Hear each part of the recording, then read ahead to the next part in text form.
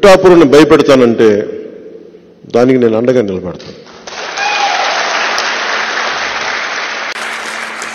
అంటే మీకు ఇప్పుడు పెద్దిరెడ్డి గారి అబ్బాయి మిథున్ రెడ్డి గారు సంపూర్ణంగా నన్ను నిలువరించే బాధ్యత ఆయన తీసుకున్నారంట.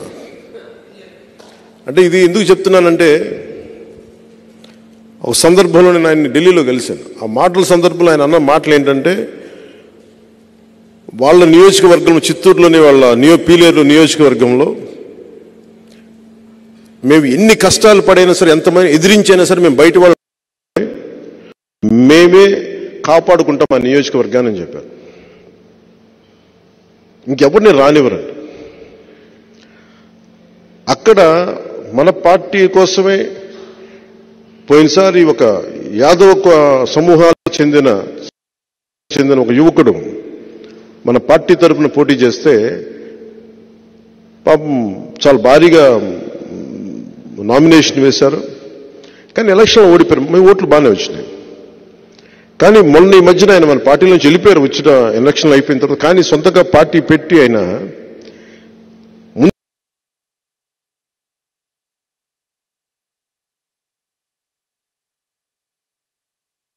బీసీలకు అండగా ఉంటామంటే మేము మెతుకులు పడేస్తాం, మీరు ఏరుకోండి.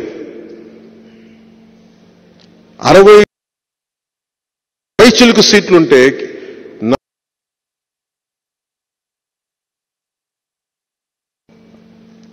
వీళ్ళు కూర్చోబెట్టి బీసీ అండగా ఉంటామని చెప్తారు.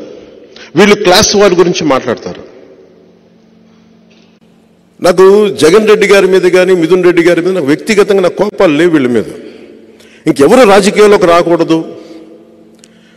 నేను ఉన్నది దశాబ్దం నుంచి నేను పోరాడుతూ ఉన్నాను. 4 దశాబ్దాలు ఉన్న తెలుగుదేశం పార్టీకి కూడా నేను అండగా ఉన్నాను. అలాంటిది నన్ను ప్రజాస్వామ్యంలోకి నేను ఒక ఎమ్మెల్యే అయితే రాష్ట్రానికి మేలు తప్ప అది ఎవరికి హాని కాదు.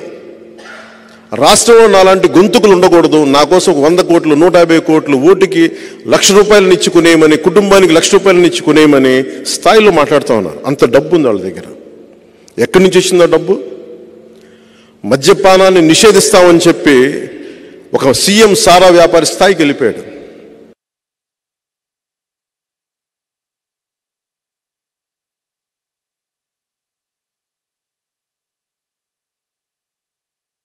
కుటుంబీకులు ఇంత డబ్బు పేరుకుపోయి వాళ్ళ దగ్గర ఏం చేయాలో తెలియక కొట్టుకుంటున్నారు వాళ్ళు. నేను వాళ్ళతో ఏం ఛాలెంజెస్ ఏం చేయట్లా. నాకు వాళ్ళ డబ్బు తాలూకు శక్తి నాకు బాగా తెలిసిన వాడిని. నేను ఒక్కటే కోరుకుంటాను, నిజంగా తల్లి దీవెన కనుకే ఉంటే నాకు మీ అందరి ఆశీస్సులు ఉంటే మనిషికి 1,00,000 పంపించినా 1,00,000 పంచినా అది పనిచేయదు. జనసేన గెలుస్తుంది, పవన్ కళ్యాణ్ గెలుస్తుంది.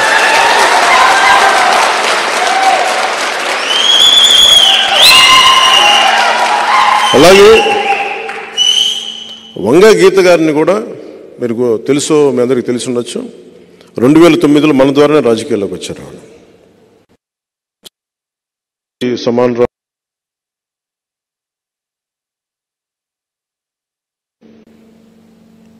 సో దురదృష్టవశాత్తు ఆవిడ ఉన్నారు. భవిష్యత్తులో ఆవిడ వైసీపీని వీడి జనసేనలోకి రావాలని మనస్ఫూర్తిగా కోరుకుంటున్నాను.